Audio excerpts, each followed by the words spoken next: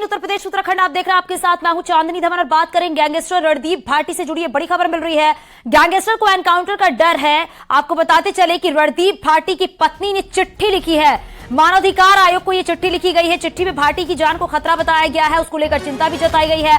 Top 10 gangster की list में शामिल है भाटी। स्वाट टीम के खौफ के चलते ये पत्र लिखा गया है। रणदीप भाटी के खिलाफ लगातार हो रही है कार्रवाई, ये बड़ी खबर हम आपको बता रहे हैं। मानवाधिकार आयोग को ये चिट्ठी लिखी गई है और जान का खतरा बताया जा रहा है। रणदीप भाटी की पत्नी ने ये चिट्ठी लिखी है जिसमें इस बात का जिक्र किया गया है कि भाटी की जान को खतरा है, इस बात को लेकर चिंता जताई गई है। और टॉप 10 गैंगस्टर की लिस्ट में शामिल है भाटी। स्वाट टीम के खौफ के चलते ये पत्र लिखा गया है, बताया जा रहा है रणदीप भाटी के खिलाफ लगातार कार्रवाई हो रही है। ये बड़ी खबर हम आपको बता रहे हैं। सहयोगी हिमांशु हमारे साथ फोन लाइन पर जुड़ गए हैं। हिमांशु, क्या जानकारी मिल पा रही है? गैंगस्टर की पत्नी ने बाकायदा चिट्ठी लिखी है और उसमें किस तरीके से चिंता जाहिर की गई है कि जान को खतरा है भाटी के?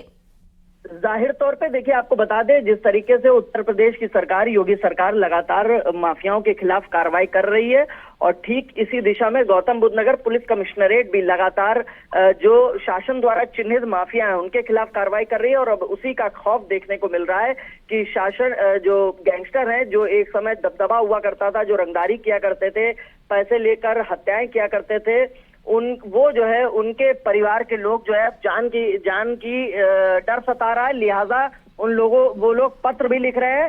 फिलहाल आपको बता दें लगातार गौतम बुद्ध नगर पुलिस कमिश्नरेट की तरफ से कार्रवाई की जा रही है, फिर चाहे वो चिन्हित माफिया हो या किसी भी तरीके की दहशतगर्दी फैलाने की कोशिश या साजिश रचे हो। आपको बता दें संपत्ति की कुर्की भी की जा रही है। इसके अलावा जो माफिया है उनको सबक भी सिखाया जा रहा है और अब उसी के डर, उसी के खौफ से इस तरीके के पत्र देखने को मिल रहे हैं कि वो अपनी जान का डर खतरा बता रहे हैं। और जो कुख्यात गैंगस्टर है रणदीप, उसकी पत्नी ने पत्र लिखा है ह्यूमन राइट कमीशन को और जान का खतरा बताया, डर है। हालांकि जो रणदीप भाटी है वो दिल्ली की जेल में बंद है, लंबे वक्त से बंद है, करीब 4 से 5 वर्षों से ज्यादा से ये बंद है जेल में। लेकिन जिस तरीके से पत्र आया है तो कहीं ना कहीं उत्तर प्रदेश सरकार का जो माफियाओं के खिलाफ ऑपरेशन क्लीन चल रहा है उसका डर देखने को जरूर मिल रहा है। जी ठीक है, शुक्रिया इस जानकारी के लिए हिमांशु।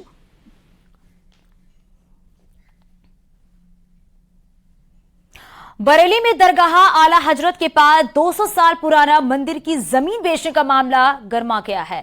हिंदू पक्ष के लोग दूसरे समुदाय को मंदिर परिसर की जमीन बेचने के विरोध में वहां पहुंच गए हैं। मंदिर तोड़े जाने का विरोध किया गया है। मामले की जानकारी मिलने पर सीओ सदर और इंस्पेक्टर ने मौके पर पहुंचकर काम को रुकवा दिया है। आपको बताते चले कोर्ट में मंदिर परिसर की जमीन का मामला चल रहा है। सदर कोतवाली क्षेत्र के बिहारीपुर स्थित दरगाह आला हजरत गली की पूरी घटना बताई जा रही है। तो हिंदू संगठन ने विरोध किया है, दूसरे समुदाय को जमीन बेचने का यह विरोध किया गया है। हालांकि पुलिस प्रशासन की टीम मौके पर पहुंच चुकी है, लोगों को समझाया बुझाया जा रहा है और प्रशासन ने जो काम चल रहा था उसे तत्काल रुकवा दिया है। हालांकि ये पूरा जो मामला है वो कोर्ट में चल रहा है जमीन को लेकर, लेकिन एक तरफ हिंदू संगठनों ने इसका विरोध भी किया है।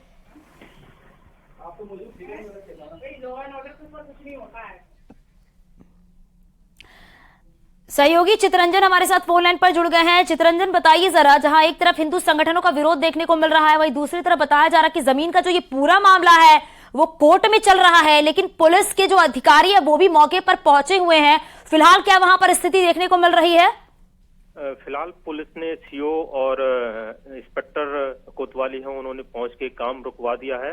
ये पूरा मामला बरेली के सदर कोतवाली क्षेत्र का है। यहाँ आला हजरत की दरगाह है विश्व प्रसिद्ध, वहीं पर पास में ही एक मंदिर है। उस मंदिर को लेकर कुछ लोग उसमें तोड़फोड़ कर रहे थे और उसको बनाने का प्रयास कर रहे थे। इस मामले में पूर्व में ये कोर्ट में मामला चल रहा है। इसी को लेकर हिंदू पक्ष के लोगों ने विरोध किया है और उसको लेकर पुलिस मौके पे पहुंची है। फिलहाल काम रुकवा दिया गया है। शुक्रिया इस पूरी जानकारी के लिए। लखनऊ में समाजवादी पार्टी कार्यालय के सामने पीडीए को लेकर एक होर्डिंग लगी हुई है और इस होर्डिंग के जरिए ये बताया गया है कि आगामी लोकसभा चुनाव में समाजवादी पार्टी एनडीए से कैसे मुकाबला करेगी। होर्डिंग में लिखा गया है एनडीए को हराएगा पिछड़ा, दलित, अल्पसंख्यक और मुस्लिम। इस होर्डिंग में डॉक्टर भीमराव अंबेडकर, राम मनोहर लोहिया, मुलायम सिंह यादव, एपीजे अब्दुल कलाम और जनेश्वर मिश्र की फोटो भी लगाई गई है।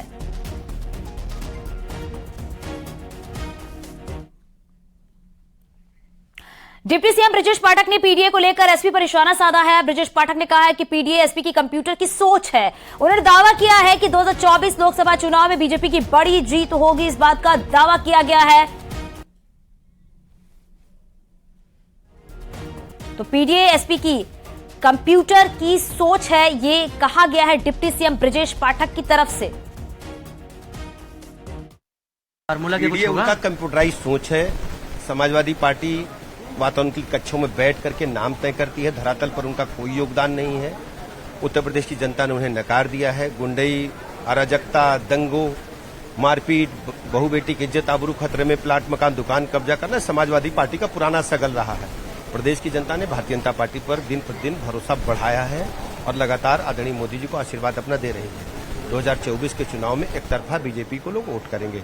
आप धरातल पर जाकर देखिए, समाजवादी पार्टी ने जो कृत्य किए थे जनता उन्हें कभी माफ नहीं करेगी। एक तरफ विपक्ष की बैठक होती है, दूसरी तरफ सर केसीआर से मुलाकात होती है। केसीआर जबकि अलग धड़के हैं। कोई मतलब नहीं है, ये विपक्षी गठबंधन का कोई मतलब नहीं है। केवल कुर्सी के लिए है, सत्ता के लिए है और बीजेपी देश के लिए लड़ रही है। आखिरी सवाल सर, ओम प्रकाश राजभर के जो आरोप विधायकों को लेकर, उसको कैसे देखते हैं? हमारी इस संबंध में कोई बात नहीं है। राजभर जी अच्छे नेता हैं, अच्छे लोग हैं।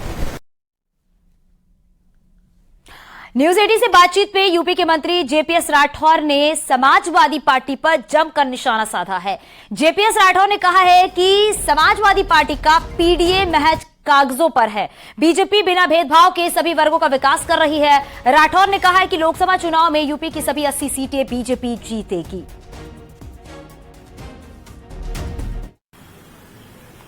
क्या है कि उनका पिछड़ा, दलित या अल्पसंख्यक एक केवल वोट बैंक बनाना, उसको वोट अर्जित करना, लेकिन इन्होंने कब पिछड़ों की चिंता की है, कब अल्पसंख्यकों की चिंता की है, कब दलितों की चिंता की है? किसी को इनको चिंता करने की बात नहीं है। भारतीय जनता पार्टी, माननीय प्रधानमंत्री जी ने जो संदेश दिया है कि सबका साथ, सबका विकास और सबका विश्वास, सबका प्रयास, तो हम सभी लोगों को साथ में लेकर चल रहे हैं, सबका विकास कर रहे हैं और सभी लोग साथ में हैं। जन कल्याणकारी योजनाओं को लागू करते समय आप चाहे देख लीजिए केंद्र सरकार की या प्रदेश सरकार की, उनको पूरी पारदर्शी तरीके से पिछड़ों के लिए, दलितों के लिए, अल्पसंख्यकों के लिए भारतीय जनता पार्टी की केंद्र की सरकार और प्रदेश की सरकार बराबरी के साथ लागू करने का काम किया है। हमने कोई भेदभाव नहीं किया और इसका अधिकतम लाभ इसी वर्ग को मिला है और जिसके कारण वो वर्ग भी अब हमसे जुड़ गया है।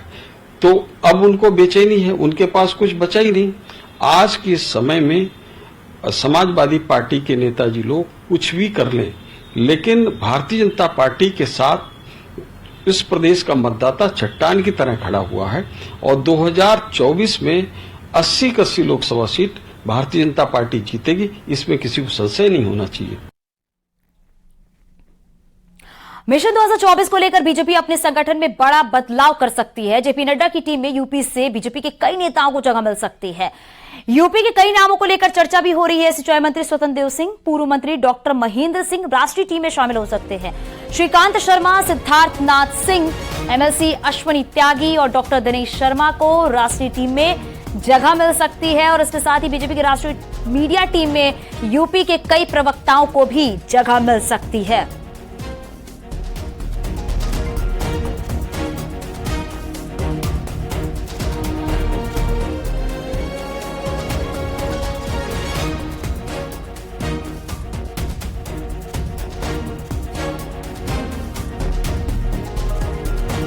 नड्डा की टीम में किसको जगह मिलेगी और कौन से ऐसे संभावित चेहरे हैं, वो भी मैं आपको एक एक करके बता। डॉक्टर महेंद्र सिंह, इसके साथ ही बताया जा रहा है डॉक्टर दिनेश शर्मा, श्रीकांत शर्मा, ये वो नाम है जिन नामों को लेकर चर्चा की जा रही है।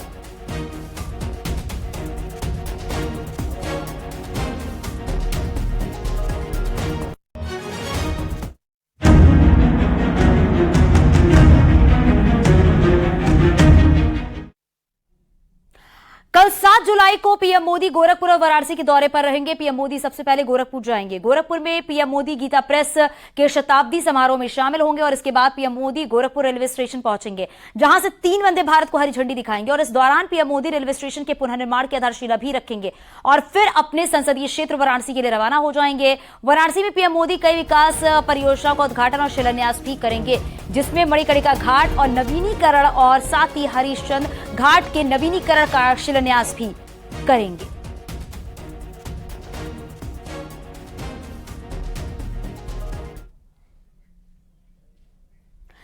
तो अपने दौरे के दौरान पीएम मोदी 19 परियोजनाओं का लोकार्पण करेंगे। जिन परियोजनाओं का लोकार्पण होना है वो आपको बताते हैं।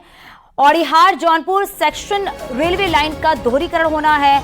Aunrihar Ghazipur section railway line का दोहरीकरण होना है। वहीं Bhatni Aunrihar section railway line का विद्युतीकरण होना है। राष्ट्रीय राजमार्ग 56 वाराणसी जौनपुर 4 लेन, आर्थिक अपराध अनुसंधान संगठन का भवन, वहीं आवासीय भवन, सिधौरा पुलिस स्टेशन आवासीय भवन, फायर स्टेशन पिंडरा, साथ ही biogas plant NDDB, milk plant Ramnagar. ये वो परियोजनाएं हैं जिसका प्रधानमंत्री नरेंद्र मोदी लोकार्पण करेंगे 7 जुलाई को। पीएम मोदी अपने दौरे के दौरान 10 परियोजनाओं का शिलान्यास करेंगे। जिन परियोजनाओं का शिलान्यास होना है वो भी आपको बताते चलते हैं। काशी में मणिकर्णिका घाट का पुनर्विकास किया जाएगा। काशी में हरिश्चंद्र घाट का पुनर्विकास होगा। वाराणसी में 6 घाट पर चेंजिंग रूम का निर्माण भी किया जाएगा। व्यासनगर दीनदयाल उपाध्याय जंक्शन पर रेल फ्लाईओवर, जल जीवन मिशन के तहत 192 पेयजल परियोजनाओं का उद्घाटन किया जाएगा, शिलान्यास किया जाएगा प्रधानमंत्री नरेंद्र मोदी की तरफ से, क्योंकि 7 जुलाई को गोरखपुर और काशी का दौरा प्रधानमंत्री नरेंद्र मोदी का काफी अहम माना जा रहा है। बताया जा रहा है कि 19 परियोजनाओं का लोकार्पण किया जाएगा।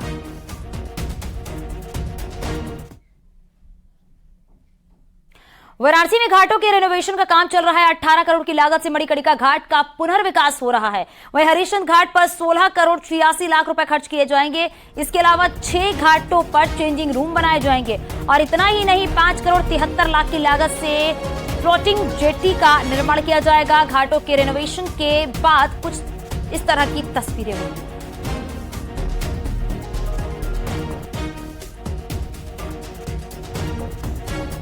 तो घाटों के रेनोवेशन का काम चल रहा है। प्रधानमंत्री नरेंद्र मोदी 7 जुलाई को अपने संसदीय क्षेत्र यानी 7 तारीख को पहुंचेंगे और घाटों की तस्वीर किस तरीके से बदल जाएगी ये आपको एक ग्राफिक्स के जरिए समझा रही हैं, एक तस्वीरों के जरिए समझा रही हैं कि जब घाटों की तस्वीरें बदल जाएंगी तो जो घाट है जिनका रेनोवेशन का काम चल रहा है वो घाट बिल्कुल इस तरीके से नजर आएंगे।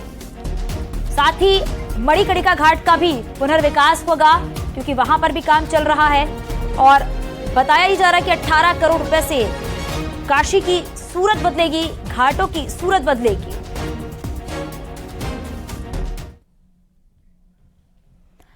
आगे भी खबरें जारी, यहां रुकेंगे छोटे से ब्रेक के लिए। आप बने रहिए न्यूज़ 18 के साथ। ये है न्यूज़ 18 नेटवर्क।